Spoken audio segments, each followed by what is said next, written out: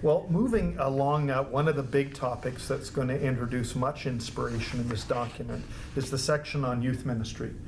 And I mean, so much so that I was sharing with you earlier that I think a reflection on this part of the document in particular would be very good for our diocese at this point where we're rethinking and reflecting on supporting youth ministry in our diocese and kind of the essential features of that ministry. And there's much there. It's a big section on mentorship. But he also outlines two essential features that are main courses of action in section 209 and following. And that is the feature of outreach and the feature of growth. Outreach, we need to use the language of closeness, he says, the language of generous, relational, existential love that touches the heart and impacts life and awakens hope and desires. And young people need to be approached with the grammar of love, not just be preached at. And then he, sort of speaks about growth as well, and how young people are called to a growth that features a relationship with the Lord and each other in community.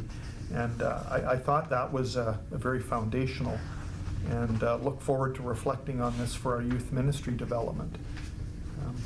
Does any of that touch you in your youth ministry context? Yeah, he just makes such a good point about the accompaniment, especially. Like when I think about the mentorship and the need for that, and that's where I see the whole, because youth are so diverse in their needs and in their experience of life. And so to have someone who's willing to step into that with them and offer the truth and hope of the faith, but also just to point toward that relationship with Christ. That accompaniment really stands out to me, and I see youth ministry going from program primarily to just taking that more free-form response to the needs of the youth at hand, to a very individual kind of approach, comprehensive, but specific to the needs that are arising in the community. Yeah, I feel like in my experience of doing ministry, whether it's to youth or to adults or whoever, I don't see the main fruits coming out from like putting a speaker in front of a bunch of people and giving a lecture or something. There's always fruit that comes from that and good stuff. But the main fruits I see coming from relationships, just where people journeying and accompanying each other, and especially when you have a mentor-peer relationship. That's where I see the real fruits blossoming.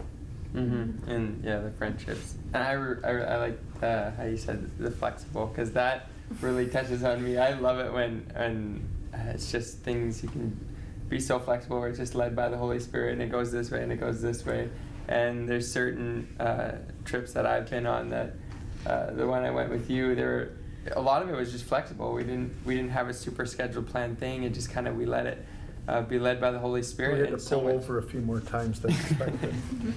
Yeah, and so much fruit comes out from just that flexibility.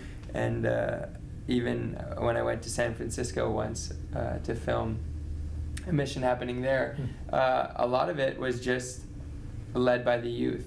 And there were the adults there to kind of organize and guide and direct. But each day it was, the adults would ask, like, what are you going to do today? How are you going to make the difference? And they'd have the responsibility to make their decisions of what they're going to do, where they're going to go, how they're going to try and impact people and have those encounters.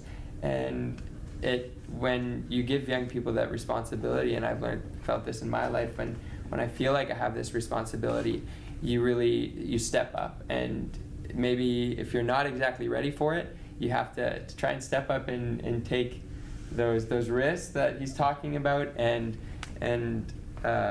just try different things and ask the Holy Spirit and to come in and be led by God, because sometimes when you're not ready for it, that's when you need to say, okay, God, I need you to take over here, because this is a big job. And I feel like for some adults that can be a really nerve-wracking thing for them, because it's like they're not ready for this, they don't have the control, and it may seem like it's a bit chaotic, but that's where I've felt in my life I've grown the most, is in those moments. I think the Pope in his document, he has one section where he talks about the places for youth ministry, and he's quite bold. I don't know if you caught it. It was young people need places to come and go. And I think he's getting at this issue that you raised, Jerome, about young people are spontaneous, and, and their relationships are kind of a little more free-flowing, and one needs a place of safety and accommodation for that. So it's a little bit of a, I think, of a bit of an elbow to the church that we also we shouldn't just look at programs that are neat and confined, but places where that kind of activity can happen. And the church should be a safe place to accommodate that.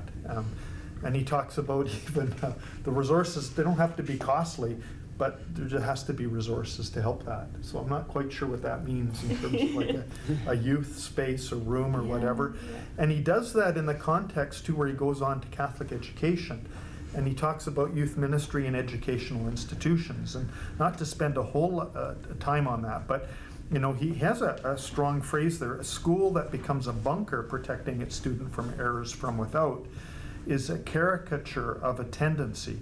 And I mean, he's made that kind of point about youth ministry too, that becomes confined specifically. And so I think he's calling for the church to be open and to have a dynamic youth ministry that you know, really features the place and the dynamic relationship with the Lord, and that is enhanced in so many ways, and that impacts educational institutions as well as church communities. And boy, it would be quite something to envisage that.